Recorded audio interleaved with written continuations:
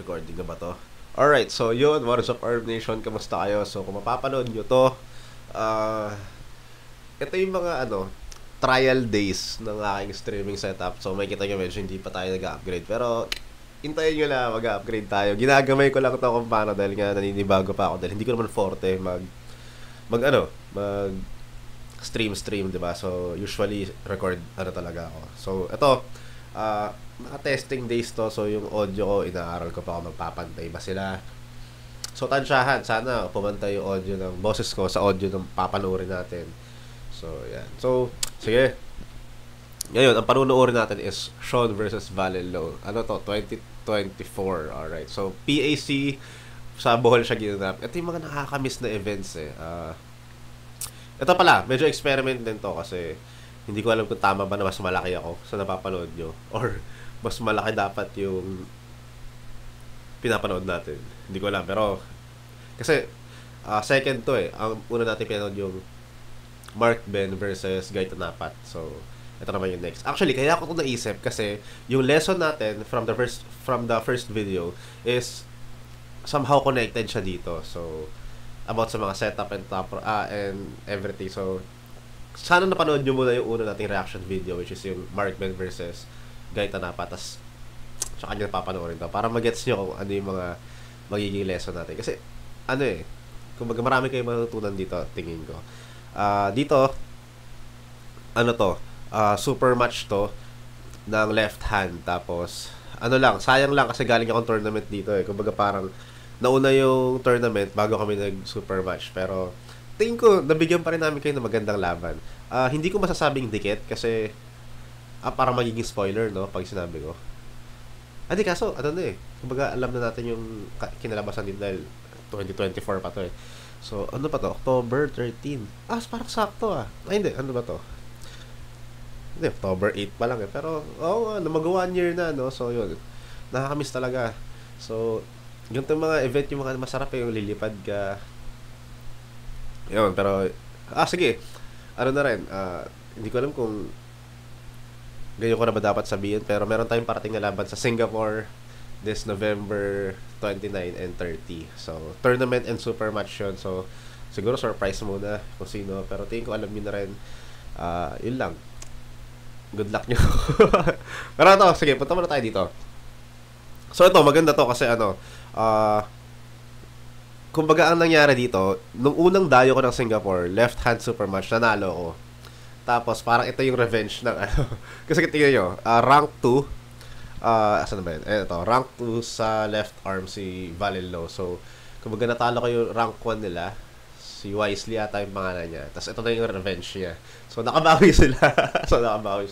Alright, so ang catch weight namin is parang 80 below. Pumasok naman ako, 79 kg ako. Tapos tingin ko 77 pataas dito si Valelo, ang laki niya eh. Pero yun yan, tingnan natin. Okay, so sige. Sana talaga sa haba nitong video na to, sayang lahat ng effort ko kung hindi magpapantay yung boses ko.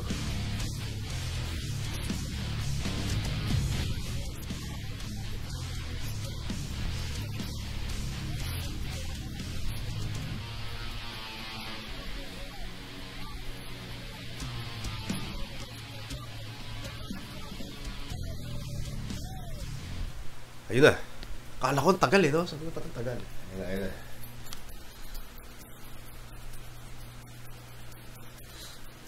Makikita natin dito si Mike Ford.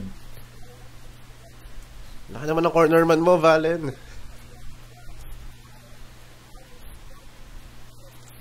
Wait lang, pause ko lang. Ito isa sa mga namimiss ko talaga yung ganito kagandang production. Tingnan nyo naman, ilang cameras yan. Yung main cam na kung saan tayo nanonood, meron pa mga nakasetup na GoPro, tapos dalawang videographer na roaming, meron pa silang mga headset, diba? So, grabing production. Meron pang malaking screen kung saan nakalagay yung mga stats namin.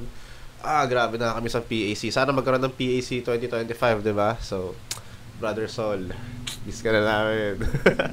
Alright, let's go. Kung hindi ako nagkakamali, main event to ng PAC. Hindi ko alam kung sino yung main event eh. Kung si Mark Ben ba or Mark Ben versus Mike Ford or kami eh. Pero tingin ko kami dahil ito title match to eh. Tapos parang dahil malayo yung difference ng weight nila. Para alam ko, ano lang yun, para super match lang. Props din pala kay Valen dito kasi left and right yung nilaro niya. Parang kalaban niya ako sa left. Kalaban niya si Kent sa right. So, diba, ibang klase din yun. Para dumayo ka ng left and right. So, yun naman din ang gagawin ko this November. Nadayo ko ng right hand super match sa Singapore. Tapos lalaro ko left hand sa tournament. Okay. Tama ba sinabi ko? Right hand super match, left hand tournament. Yan. Grabe ka naman sa superstar. Hindi ako superstar. Uy, ba't Iron Man pa rin? Sino si Man of Steel? Guys, sagyan nyo ako dun. Hey. Ano naman yan? Bakit may ads dito? Unhealthy. Tingnan nyo ako dito. Tingnan nyo ako dito. May sinisingot akong ammonia. Lap trip. Hindi ko alam kung makikita sa video pero ayun o. Ayun, binigay ko kay Renzi. Pero tingnan nyo yung mata ko dyan. Eh, naluluha-luha ako. Naalala ko yan kasi after ng laban namin, syempre kwentuhan na, kumakain na kami. Nagtatanong si Valen, ano yung nangyari sa mata mo? Bakit? Paglabas mo yung ano, parang daw ako, galit na galit. Kasi parang naluluha daw ako sa galit dahil namumula yung mata ko. Hindi niya alam. First time ko kasing maamoy ng ammonia. Eh parang, sabi ko, sige, since labang ko na, kailangan ko ma-hype. Sinigot ko talaga na matindi. Paglabas ko, namumula yung mata ko. Hindi lang kita sa video, pero parang naluluha-luha nga ako dyan, naalala ko. So, yun. Kwento lang. Mahaba tong video na to tingin ko kasi ipapost-post ko to. So, kung ayaw nyo marinig yung boses ko dahil nga reaction video to, pumunta kayo sa video na to. Naka-upload din naman to sa channel ko. So, panoorin nyo yun kung gusto yung panoorin na straight. Pero, syempre, ngayon kayo manood kung gusto yung makita ko ano yung mga POV ko dito. So, magiging storytelling type siya. Kaya, yan. So, yan. Corner mo natin si Renzi dito dahil siya yung kasama ko ng unang Singapore dayo namin. Alright.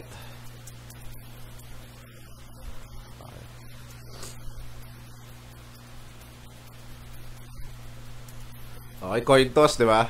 Kasi yun talaga pag dikit ang laban, nagmamatter talaga yan.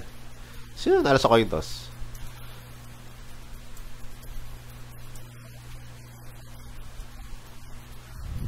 Uy, ako na nalo sa coin toss. Palit kami.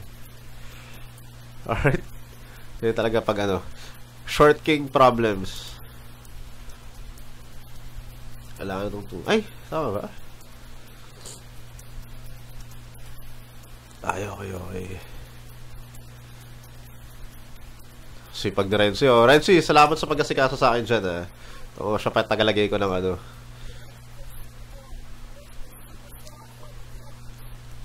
Hindi ko talaga trip yung Superstar of the Philippines. Parang too much yun.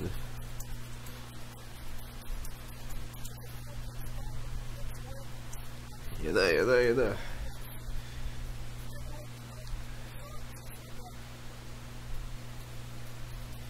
Wait lang. Dito sa setup namin, nakukuha ko yung high knuckle post. Parang, ito yung round 1. Ito yung naalala ko, na-feel ko. Sabi ko parang, ang lambot kasi ng kamay ni Valen Low, no joke. So, sa sobrang lambot, parang tumaas yung confidence ko. Sabi ko, kaya to. Akin to. Parang may ganun ako. Siyempre, last year pa yan eh. Kung mag-ano pa ako niyan. Medyo, alam mo, mainit pa talaga ako pag kasi maintindihan nyo naman yun. Ito yung mga kabataan nyo, di ba? Parang ma-hype pa, kumbaga. Ayan.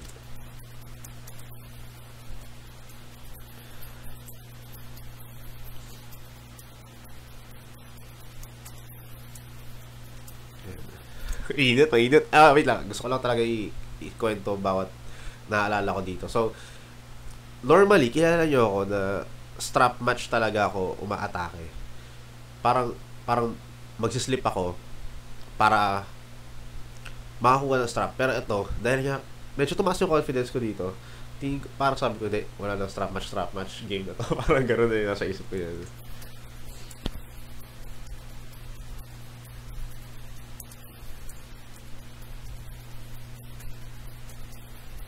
Mainit.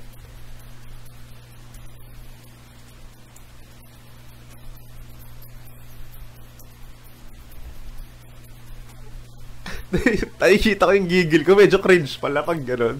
Pag yung sarili mo napapanood mo. Medyo nakakatawa.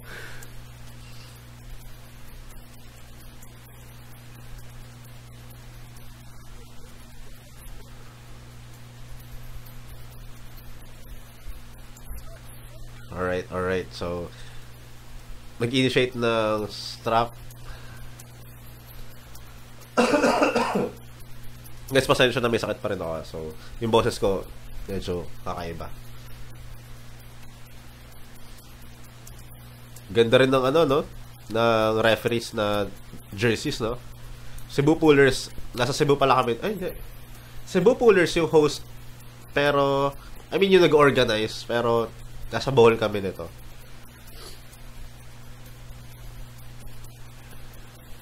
Ganda ng, ano, shots. Malabo lang yung kuha dahil live stream to eh. Parang screen recorded lang tong pinapanood natin. Pero, yung mga raw shots dito, ang gaganda rin talaga.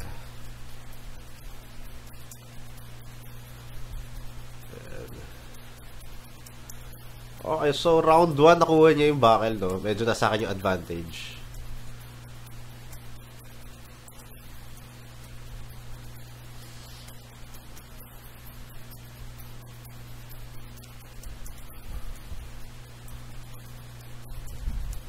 Ito na, ito na.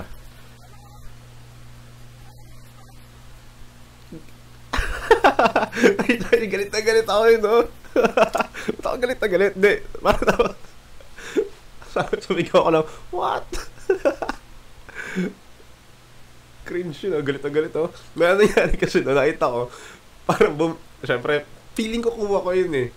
Tapos nakita ko bumitaw ng Pegs Valley. Ito. Tingnan natin. Diba sa go? Yan, go. Ayun, oh.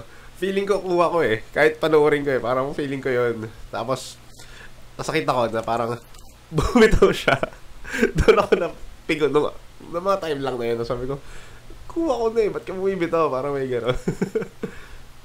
Tapos nung bumitaw din ako para ituro, eh lang mali ko. Laki ng mata ko dyan, oh.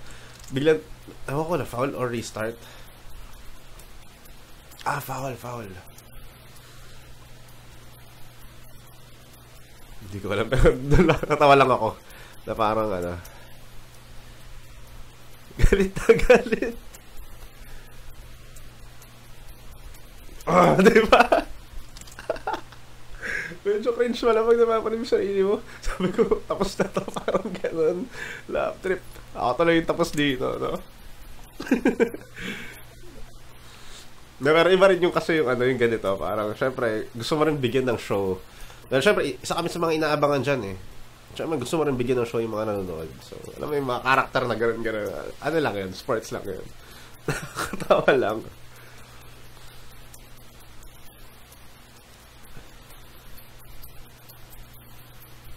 Alright. So, ito.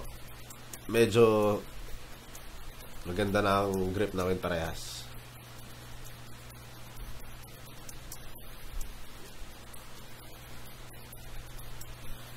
Gigil na gigil, oh. Bang! Alright. Okay, na-bend back ang wrist ni Sean. Okay, kuha ang wrist niya. Pero bicep. Okay, elbow foul. Alright.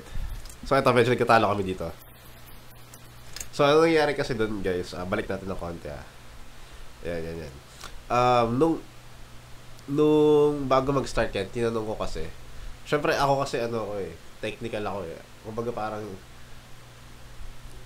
kada technique na pwede kong, kumbaga sa rules, kumbaga, alam mo yung mga loopholes, di ba? Kumbaga, hanggat kaya ko siyang lusutan, gagamitin ko yun hanggat kaya. So, inalam ko kung pag elbow foul ba is, kunyari, na elbow foul ka, restart ba siya? Sabi naman, restart daw. So, parang, tinanong ko, hindi, nung tinanong ko pala kung pag nag-elbow foul is restart, as long as daw, hindi ka napipin. So, yun yung nasa isip ko. So, sabi ko, magagamit ko to pag kinakailangan. So, kaya kami nagtatalo dyan kasi, eto. Yan. Ang galing ng pag-bend back sa akin dyan. Ayan, sabi ko, habang kaya pa ng bicep ko, i-elbow foul ko na para hindi ako mapipin. Okay, so, yan. So, elbow foul nang hindi napipin. So, sabi niya, tinuturo ko yun, hindi niyo pala kita. So, ito, tinuturo ni Valilos na sabi niya, That's intentional. Which is true naman, intentional naman talaga. Pero ang sinasabi ko dyan, ito, huwag yung salita siya, yan. Sabi ko, pero hindi pa na-touch yung pad. So, yun yung piniglalaman ko ng mga oras na yan. Alright. Tatawa ako, galit na galit ako eh, no?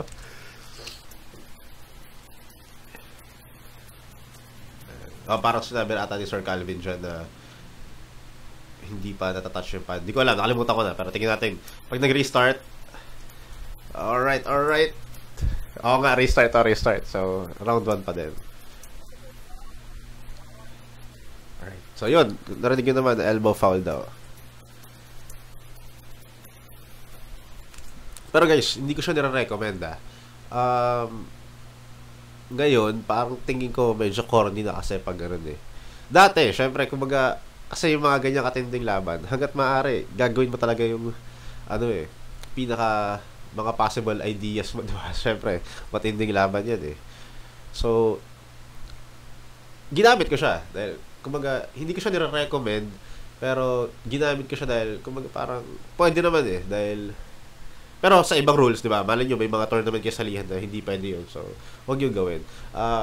Ayun, siguro dati madalas ko siyang gawin, pero syempre, habang tumatagal ka sa game, realize mo rin na parang corny rin pala siya, di ba? So, yun.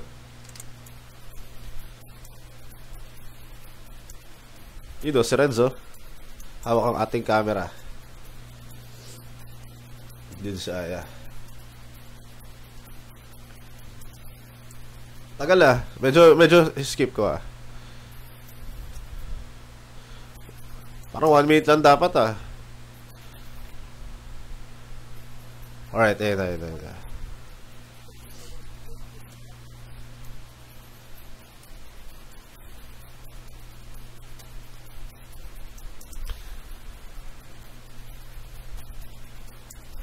Nakalimutan ko na kung ano yung mga pinag-uusapan namin ng mga time na yan.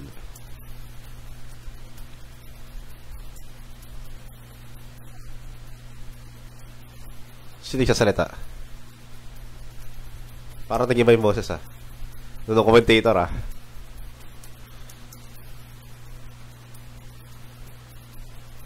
Alright, pareho pa kaming kalmado niyan. Round 1 pa lang eh.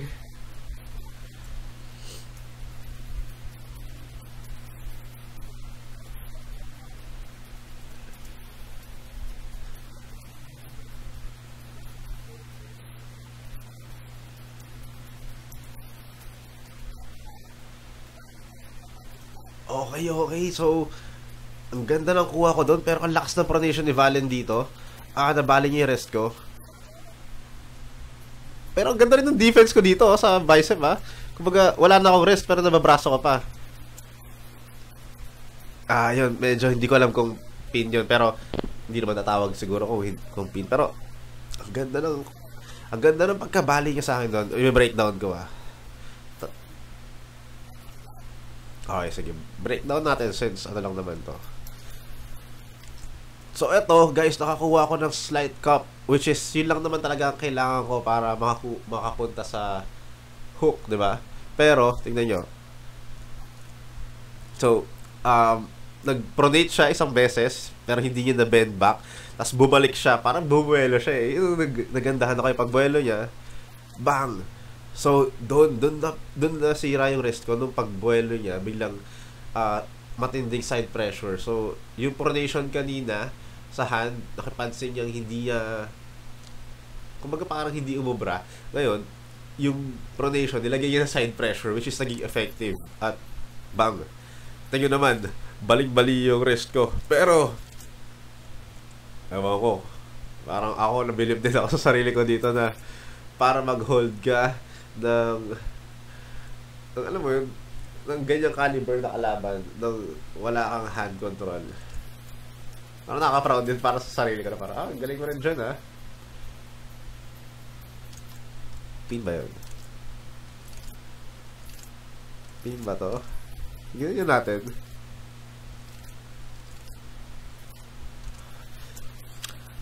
Sa angle ko parang mahirap malaman pero okay, 1-0 natin yan. Alright. Yun lang ang naging problema ko. Since parang tinry ko pa rin siyang i-hold. Kahit wala akong hand control, medyo malaki yung damage sa akin nun. Kumbaga yung pump ng kamay ko doon, medyo matindi. So, 1-0. Pero tingin ko may damage din yung kay Valen Low. Medyo i-move ko na guys ha. Sa Argo nag-video. Alright, ang corner man natin si Renzi. Shoutout kay Renzi. Nung nasa Singapore kasi kami, palitan lang kami since dalawa lang kami. Yung unang punta, parang ako nag-corner man sa kanya, tapos siya naman nag-corner man sa akin. Sabi ko, since gamay namin kung paano yung mga ganyan, siya na lang ulit. Alright. 1-0 tayo. Medyo iusog-usog ka na guys ha, para hindi ganun kahaba. Alright, round 2. Let's go. Okay, so strap. Tingin ko pareho naman kami nakarandam na mapupunta sa strap. So, bawasan na natin yung pagod. Punta na tayo right na strap. So, yan.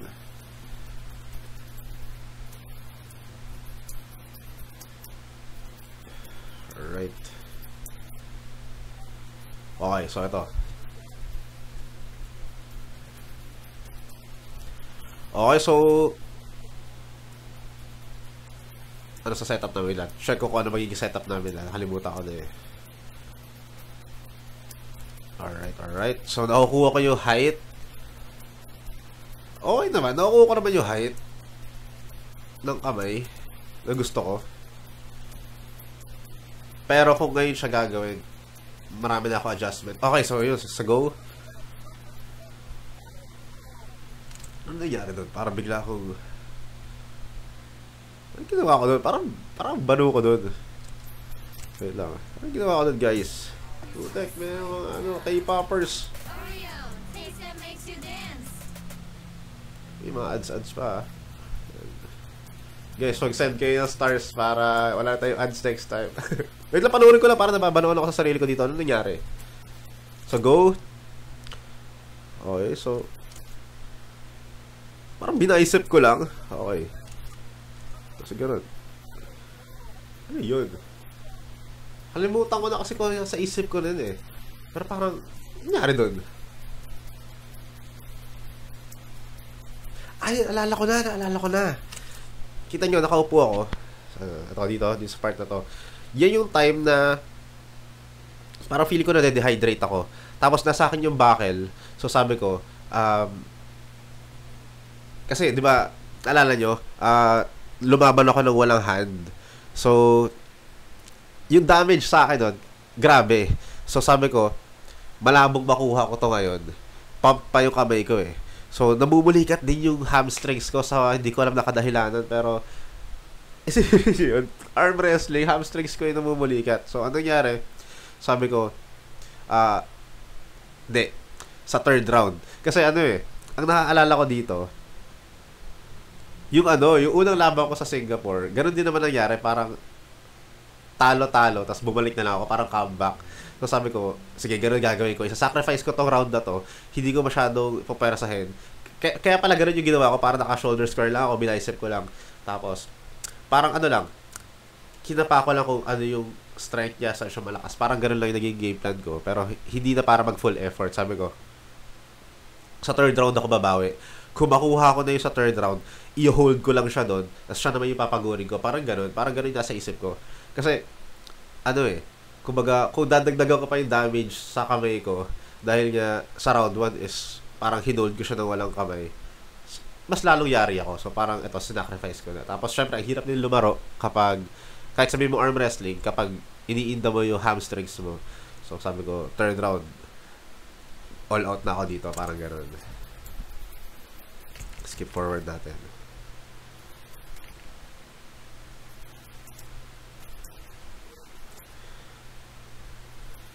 Yeah, pero shoutout sa Team Philippines guys. Grabe sila Sergio nandun Grabe sila sumuporta. Potential last match na daw. So, at nag-recta straps ba kami? Ayan, pareho kami nag-agree. So, recta strap match pala. So, ito na. Sabi ko, final round. Kahit ano mangyari, hindi ko to ipapatalo. Parang ganun. So, tinake time ko yung, parang sinacrifice ko yung round 2 para dito eh. So, sabi ko, ito na. Kumbaga, kung meron 100%, ito mga 110% ko to. At dito tayo makakuha ng lesson mamaya. So, after natin mapanood, bibigyan ko rin kayo ng tips ano yung mga mali ko. Ano yung mga pwede ko ituro sa inyo. Parang ganun. So, let's go. So, itong third round na to, medyo seryoso na ako. Sabi ko, kumbaga, ibibigay ko na talaga lahat. Parang gano'n. Yan.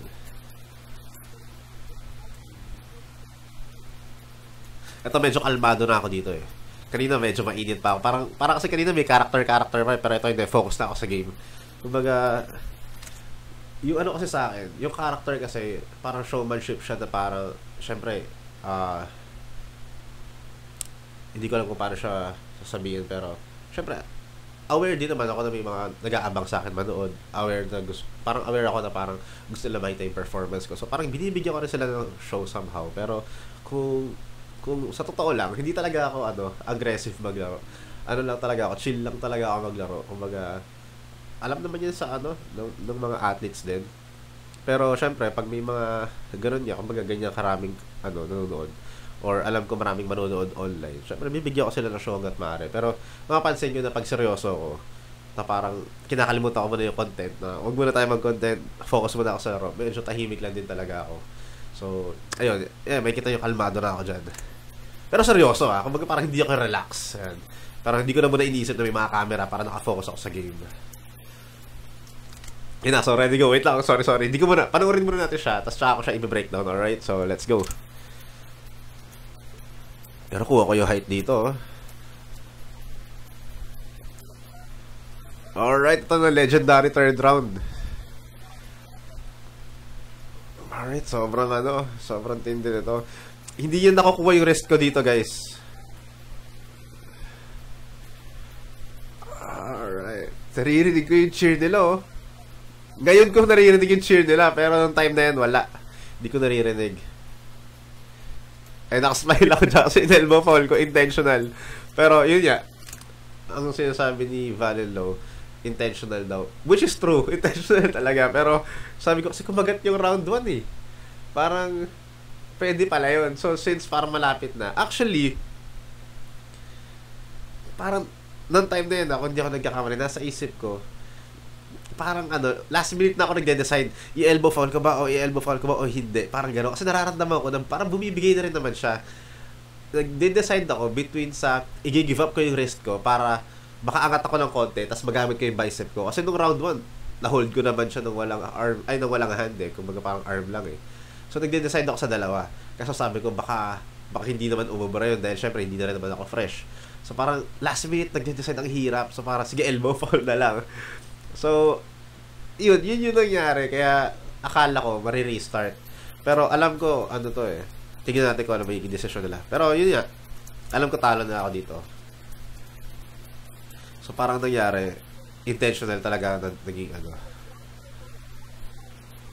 So parang ito, in-announce muna na one elbow foul. So akala magre-restart. Pero parang nag-protest kasi si Valen. Tapos napagbitigan din nila. So basta parang gano'n, nag-meeting ng matagal niyan. Forward pa natin. So sa tagal niyan, kaya parang napagbitigan na din.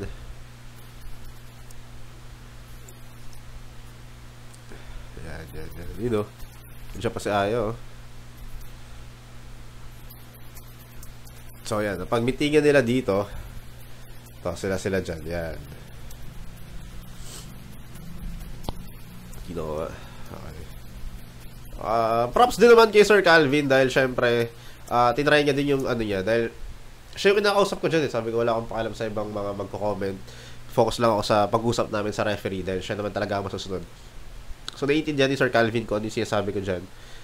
Pero syempre, may mga kailangan din pakinggan si Sir Calvin na mas kumbaga parang siya yung head ref pero syempre meron din siya kailangan pakinggan siguro sa part na Cebu Coolers. So sila yung nag-decide. So ang naging decision is intentional foul. So intentional foul, talo na ako doon. So 3-0. Pero guys, ako tutuwa pa rin ako at ang ganda ng naging laban. So, yan. Congrats kay Valen Low. At then, kumbaga ano na yan.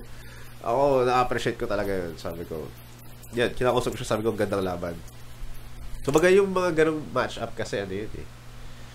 Bihira mo lang talaga siya ma-experience. Kasi ako, bago ko pumasok ng arm wrestling, napapanood ko din si Valen, di ba? So, para siyang dream come true na parang yung dati mo pinapanood, kalaban mo na, di ba? So, hindi hindi siya hindi mo siya gustong talunin dahil ayaw mo sa kanya. Kumbaga, gusto mo siyang talunin dahil gusto mo ipakita na yung respeto mo sa kanya na pinaghandaan mo talaga siya. Parang ganun. So, yun, sobrang sabi ni Nimes, yung commentator, anticlimactic. Pero sayang kung yun yung last round, sayang parang ang boring din kung natapos sa ganun sana. Pero, ganun pa rin, rules is rules. Siguro naging comment ko lang doon, hindi naging consistent yung rules na parang yung round 1 gumana eh. Pero yung round 3 hindi. Pero okay lang. Ano pa rin kasi, para sa akin, experience, hindi lang ito yung experience ng PAC. Ang buong experience ng PAC is yung from pinalipad kami ng hotel, pinalipad kami ng Bohol, tapos may mga hotels. Ang laki ng cash prize dito, guys. Kung di ako nagkakamali sa tournament is kumita ata ako ng 40k. Hindi ako nagkakamali. Tapos sa super match is merong nakataya na 25,000. 25,000 ng prize money namin ni Valilo. Pero dahil niya ito si Valilo, sugarol eh. Valilo inutakan mo ako Sabi niya, winner takes all. Yung iba kasi, parang 12.5. Parang nag-split na sila. Kunyari, ibang maglalaban. Hati na tayo, tig 12.5. Pero kami ni Valilo, winner takes all. Ako, mayabang din ako. Sabi ko, tara, winner takes all talaga. Parang gano'n, sabi ko.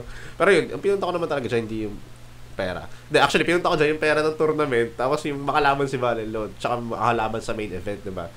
Kasi, noong time na yan, syempre, rin ako doon. Defending champ din ako ng 78 kg dahil kumbaga natalo ko yung number 1 nila Pero yun yan, nabawi yan. So, etong November, kukunin ko ulit yan. So, kita tayo sa Singapore. Medyo pressure lang dahil solo lang ako lilipad doon. Hindi ko alam kung paano ko siya isosurvive pero kaya natin yan. So, yun. Ano ba? Meron pa ba to? Okay, so okay na yun. Yun. Guys, gusto ko lang pasalamatan kayo sa panonood kahit napakahaba nito. Tuturo ako kayo ng tips kung papakita ko nga pala sa inyo. Sorry. Papakita ko sa inyo kung ano yung mali kong ginawa at ano yung pwede ko ituro sa inyo. Wait lang. Sa third round yung mapapanood yun eh. Sorry Eto guys, okay. So, ang ginamit ko dito is posting back pressure top roll, okay? So, kahit talo ko dito, ang matututunan natin dito is yung sa akin. Pero sa pamamaraang kung ano yung mali ko. Okay, so kung ano yung iiwasan nyo, yun yung kailangan nyo makita dito. So, sige. Yan. So, sa setup, naka-high knuckle naman ako. Yan. So, gaya ng sinabi ko sa inyo, no first video, yung sa laban ni Mark Ben at Guy. Kapag ang setup mo is high knuckle post, hindi ka pwede mag-back pressure ng dragging. So, makita nyo, ang back pressure na ginamit ko dyan is yung hammer. Okay? So, yan. So, nagstay yung elbow ko kung nasan siya sa setup. Then, pataas ang ginagawa ko. Alright? So, yan. Kumbaga, nagiging effective eh. Diba? Kada surge ni Valen, hindi na bend back yung wrist ko. Pero mamaya makikita nyo kung bakit nabali yung wrist ko. Yan. So, yan. Kuha ko yung rise. Diba? So, pansin nyo, hindi nababali yung wrist ko. Until, ayan, tignan nyo, nag-surge si Valen, pero yung wrist ko intact pa rin, straight pa rin siya. Nakuha ko pa rin yung rise. See, pangatlong surge, hindi pa rin nakukuha. Pero, makikita nyo kung bakit. Ito, magigets nyo kung bakit ko sinasabing, hindi ka pwedeng mag-drag. Ay, bakit gano'n? Bakit may mga ganito? Sinugod tayo ng mga namamarel. Bale na. Next time guys, pag kumita-kita tong review natin, wala tong ads. Alright. Alright. Inaantay ko eh. Ito, medyo nabibend back yung rest ko. Pero, nakakabalik naman, di ba? Until, ito na. Ayun oh, nakita niyo yung ginawa ko. Sige, balik ko konti ah. So, ito. Ayun, nakita nyo? Parang nag-try na ako mag-side pressure ng konti. So, yun ang pinaka... ito kasing time na to, hindi pa ako nakakalipad ng Malaysia. Sa Malaysia ko natutunan yun, itong style na to. So, once na ang ginagamit mong back pressure is posting, saka pag naka-high post ka sa setup, never ka magsa-side pressure. So, balik ko ng konti ah. Tignan nyo. Nung abangan natin, tignan nyo, kasi sobrang bilis lang ng pangyayari. Pero, nung nag-try ako mag-side pressure ng konti, dahil nga, napansin ko na parang, okay, nauubos na si Vale na. So, it's my turn, parang ganon. So, parang tinetest ko ng konti. Pero nung, tignan nyo. Ayan yan. Ayan, babalik ka. Nung medyo naramdaman ko, paangat na siya. Tingnan nyo, mag-try na ako ng side pressure. Ayan, nakita nyo, parang nag-try na ako mag-side pressure ng konti. Doon ako nabalian ng rest. So, doon na-bend back yung rest. Hindi pala ako nabalian. So, yun. So, doon din pala ako nag-decide na, okay, elbow foul ko na dahil nakuha na yung rest ko. So, yun guys, yun yung gusto ko ituro talaga sa inyo. So, isa sa mga hindi nyo pwedeng gawin is back pressure. So, kung nanonood ka, testingin mo to, di ba, high post ka, harap mo sa wait lang. Ano ba dito? Yan. Tanggalin. Hindi makikita eh. Dito ba? Yan. So, once na mag-side pressure ka, tapos naka-high post ka, ang mangyayari niyan, hindi kita ito. Ito na lang. Yan. Ito. Ay, hindi kita. Yan. So, pag nag-side pressure ka dyan, mamibend back. Paano ba? Ay, hirap eh. Mas mahirap siya yung demo dito sa video, pero... Sorry. Pero yun, siguro sa ibang video natin siya ide-demo ng ano. Pero tingin ko may gets yun naman na yun. Basta, yun ang mga key kapag naka-high post ka, high setup, saan ba ako? Yeah, pag naka-high setup ka, ang back pressure mo is pataas. Okay?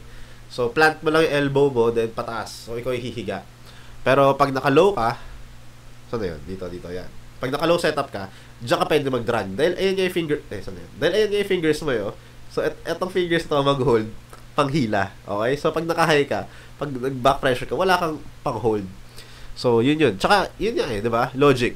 Kaya ka nag-high setup dahil tumatarget ka ng height. Bakit ka magdadrag? So, kung height ang target mo, pataas talaga ang back pressure mo dyan. Okay, so yun. Sana na-gets nyo. Sana umabot kayo dito sa dulo ng ano na to, ng video na to para napulot nyo kung ano yung gusto kong ituro. Dahil yun talaga yung purpose ng panonood ko dito sa Valen versus Sean eh. Kumbaga, ipakita ko ano yung naging mistake ko. So, kasi ako, habang pinapanood ko siya ulit, parang nasasayangan ako na parang kung saan na nalaman ko lang siya, di ba? Parang baka may chance. Kasi ano yun after yan, tama ba? After yan, ilang months lang, actually 1 month lang, pumunta kami ng Singapore. After Singapore, pumunta kami ng Malaysia. So, sa Malaysia, doon ko nakalaban si Jake Chia. Tapos doon niya tinuro sa akin yung mga tricks niya and tips. So, doon ko natutunan yung mga ganong combination, ano yung mga do's and don'ts.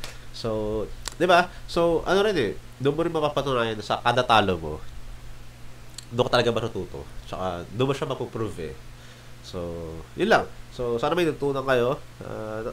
Nakakahinayang lang kung hindi kayo umabot sa part na to dahil nandito yung gusto ko ituro sa inyo. Pero yun lang. I-comment nyo kung ano yung mga gusto nyo ano natin, tawag dito, i-review, hindi na review, reaction lang din, kumbaga, mahirap kasi i-breakdown ng sobra pero diba, ano yung mga gusto yung next nating i-react, so yun, sana na-enjoy nyo, diba, ingat kayo palagi, God bless, let's go.